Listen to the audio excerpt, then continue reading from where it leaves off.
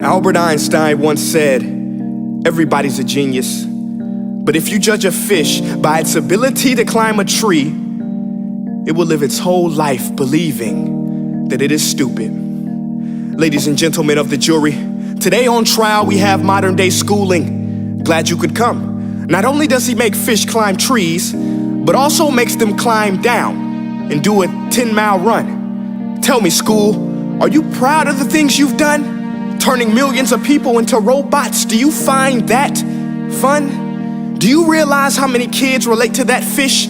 Swimming upstream in class, never finding their gifts, thinking they are stupid, believing they are useless? Well, the time has come, no more excuses. I call school to the stand and accuse him of killing creativity, individuality, and being intellectually abusive. He's an ancient institution that has outlived his usage. So, Your Honor, this concludes my opening statement, and if I may present the evidence of my case, I will prove it. Proceed. Exhibit A. Here's a modern day phone. Recognize it? Here's a phone from 150 years ago. Big difference, right? Stay with me. Here's a car from today, and here's a car from 150 years ago. Big difference, right? Well, get this. Here's a classroom of today, and here's a class we used 150 years ago. Now ain't that a shame? In literally more than a century, nothing has changed. Yet you claim to prepare students for the future? But with evidence like that, I must ask, do you prepare students for the future or the past? I did a background check on you and let the record show that you were made to train people to work in factories, which explains why you put students in straight rows, nice and neat, tell them sit still, raise your hand if you want to speak, give them a short break to eat, and for 8 hours a day, tell them what to think. Oh, and make them compete to get an A letter which determines product quality, hence grade A of meat. I get it. Back then, times were different. We all have a past. I myself am no Gandhi. But today, we don't need to make robot zombies. The world has progressed. And now we need people who think creatively, innovatively, critically, independently, with the ability to connect. See, every scientist will tell you that no two brains are the same. And every parent with 2 or more children will confirm that claim.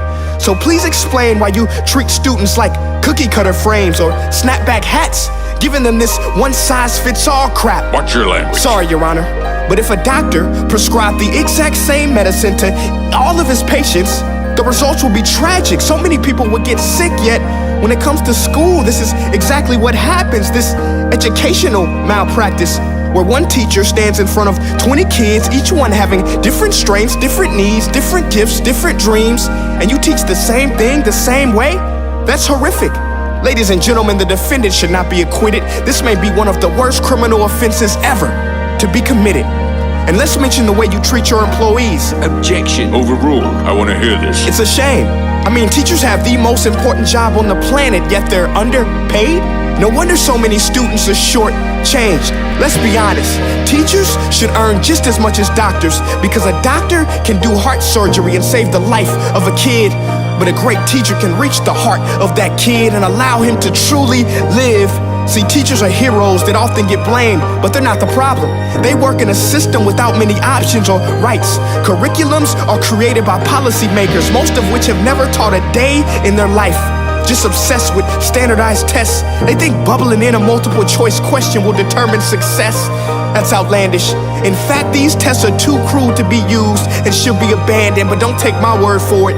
Take Frederick J. Kelly, the man who invented standardized testing, who said, and I quote, "These tests are too crude to be used and should be abandoned." Ladies and gentlemen of the jury, if we continue down this road, the results will be lethal.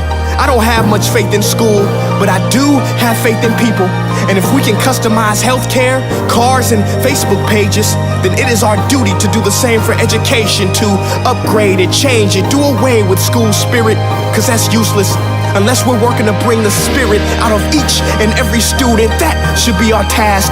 No more Common Core. Instead, let's reach the core of every heart in every class. Sure, math is important, but no more than art or dance. Let's give every gift an equal chance. I know this sounds like a dream, but countries like Finland are doing impressive things. They have shorter school days. Teachers make a decent wage. Homework is non-existent, and they focus on collaboration instead of competition. But here's the kicker, boys and girls. Their educational system outperforms every other country in the world. Other places like Singapore are succeeding rapidly. Schools like Montessori, programs like Khan Academy. There is no single solution, but let's get moving. Because while students may be 20% of our population, they are 100% of our future. So let's attend to their dreams, and there's no telling what we can achieve.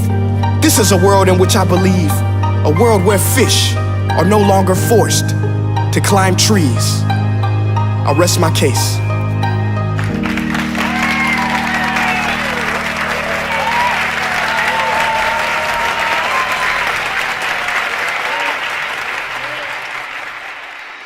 Hey guys, my name is Prince EA, and I want to say thank you so much for watching my video. But now, I want to know what you think.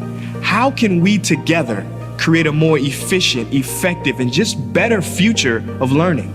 I want you to visit nestday.com/preorderthefuture and share your thoughts and ideas on the topic. Peace.